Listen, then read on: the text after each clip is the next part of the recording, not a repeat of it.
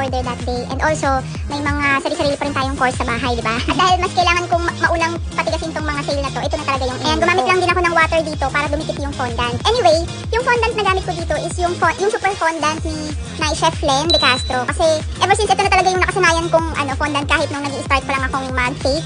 Kasi ang bilis kasi niya mag-set, hindi siya masyadong malambot and hindi rin siya masyadong matigas. Kumbaga, sakto lang para sa duration ng paggawa ko ng topper. Kaya mas dito na talaga ako naka-stick. And sa tingin ko, mas practical talaga na magluto ka ng sarili mong fondant kaysa yung bumili ka ng mga ready fondant na para hindi ka mabitin. Lalo na sa mga ganitong klase ng cake. Kasi syempre kapag nag-start na tayong gumawa ng topper, ayaw na natin ng pa-order-order, ayaw na natin lumabas-labas pa, diba? Kaya mas maganda kung i-prepare na natin ahead of time yung mga materials na gagamitin natin prior to start of making toppers.